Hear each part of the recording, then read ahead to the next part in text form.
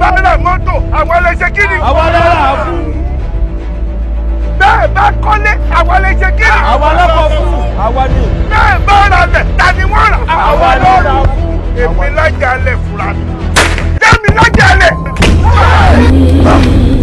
Yẹmi ní fíjì mákẹ́tì ti gbé jáde rẹ̀. Ọdúnládé Adékọ́lá alájàálẹ̀. Ẹ̀rín òpótò lójó ogun wọn lásàsáré bí ìjà. Wọ́n bólẹ̀ tẹ́gùn dáì, ajagun gbalẹ̀ dógbò bí odò. Ẹ̀rọ sinimá titun alájàálẹ̀ kẹ́wò kẹ́gbà. Iṣẹ́ ńlá ni.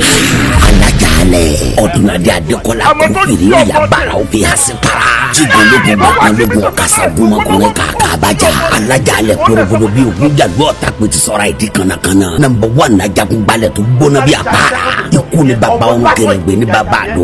Ọ̀ríjìnà ọmọ ìta kan ṣoṣo tó láwọn ẹrú ikú lẹ́yìn rẹpẹtẹ. Sinimá titun Alájàálẹ̀. Atakoro wọnú àdó àtọmọ ẹ̀. Òwòkúwò kó rírì kúrì. Sọ̀sọ̀kúsọ̀ kó bọ́sí gbàgà ọlọ́pàá fi mú kàtà òfin fojú gbóná wọn. Sinimá titun Alájàálẹ̀. A movie produced by Táyọ̀ Àwòyẹmí, the producer of ìyàwó bàbá ẹ̀. Wàsíù Owóyà Gáúsù ló direct yẹ. Ọláyẹmí Jímọ̀ Yemkem ló package yẹ. Starring Ọdúnládé Adékọ́lá, Ọláníyà Àfọ̀njá Sanyẹ̀rì, Ẹniọlá Àjàó, Táíwò Àwòyẹmí, Túndé Usman Òkèlè, Wàsíù Owóyà Gáúsù, Owólabí Àjàsà, Akínọlá Emmanuel Àkànó, Ṣẹ́gbọ̀ẹ́, Lékan Látúnjí, Abíọ́dún Ọ̀dẹ́kúnlé, Fẹ́rànmi Ọ̀yálọ́wọ́, Ọláyẹmí Jímọ̀ Yemkem, Àlíkáyọ̀dé Agboola, Bíọ́lá Adékúnlé, Ọ̀pẹ́yẹmí Jímọ̀, Tajudeen Ẹ̀dùjọbí Àbíjà àti bẹ́ẹ̀ bẹ́ẹ̀ lọ nínú sinimá titun Alájàálẹ̀. Subtitled in English. Sinimá titun Alájàálẹ̀. Gbóná lìtìrìtì action party movie ní suspense inú ẹ̀ yí bọ́bọ́ jù ló ti jáde. Ẹranko burúkú ní mí nínú èèyàn tó ń tìgì ṣubú tìgbọ̀n.